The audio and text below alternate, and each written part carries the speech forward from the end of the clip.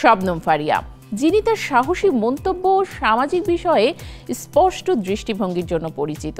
সম্প্রতি একটি ভিডিও ক্লিপের মাধ্যমে একটি বিতর্কিত মন্তব্যের শিকার হন। একজন যুবকের অশোভন মন্তব্যের পর তিনি সোশ্যাল মিডিয়ায় প্রতিবাদ জানান, যেখানে তিনি প্রশ্ন তোলেন, কেন একজন মানুষ অন্যকে এমন অবমাননাকর ভাষায় আক্রমণ করবে? কি নিয়ে এমন পোস্ট, জানবো বিস্তারিত।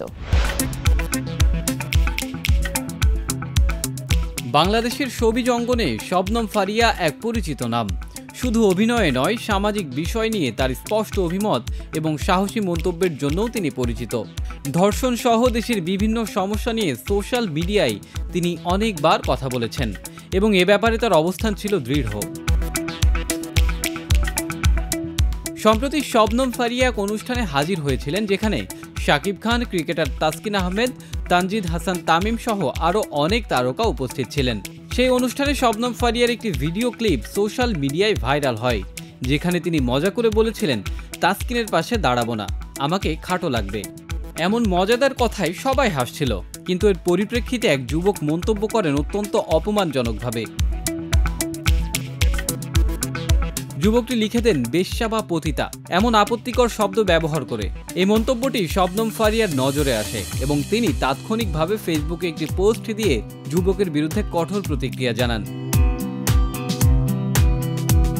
পোস্টে শবনম ফারিয়া লিখেছেন, আমি কিভাবে অচেনা কাউকে বেশ্যা বা পতিতা বলার সাহস পেলাম?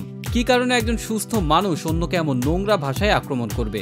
আপনি কি জানেন আমি কোথা থেকে এসেছি? আমার পরিবার কি? আমার শিক্ষাগত যোগ্যতা কি? আপনি আমার জীবনের প্রতি দৃষ্টিভঙ্গি জানেন? তিনি আরও প্রশ্ন তুলেছেন, এমন কমেন্ট করা কেন একটানা চলবে? কেন একজন মানুষের শখ, পেশা কিংবা পরিচয় নিয়ে এরকম ঘৃণ্য মন্তব্য করা উচিত? তার এই প্রতিক্রিয়া ছিল সাহসিকতার মূর্ত প্রতীক। তিনি যোগ করেছেন, দেশে অনেক ধরনের আন্দোলন হচ্ছে, কিন্তু এসব মানুষদের মানসিকতা পরিবর্তন কিভাবে হবে? এরা এমন অবস্থায় বড় হয়েছেন যেন এসব বিষয় তাদের কাছে স্বাভাবিক।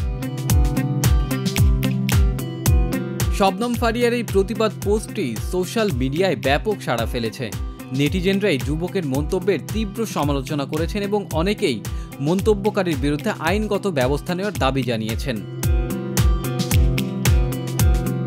এর মাধ্যমে শবনম ফারিয়া শুধুমাত্র একটি আপত্তিকর মন্তব্যের বিরুদ্ধে প্রতিবাদ করেননি, বরং সমাজের গভীর মানসিকতার বিরুদ্ধে দাঁড়িয়েছেন, যা নারী ও তার পেশাগত অধিকারকে সম্মান জানায়।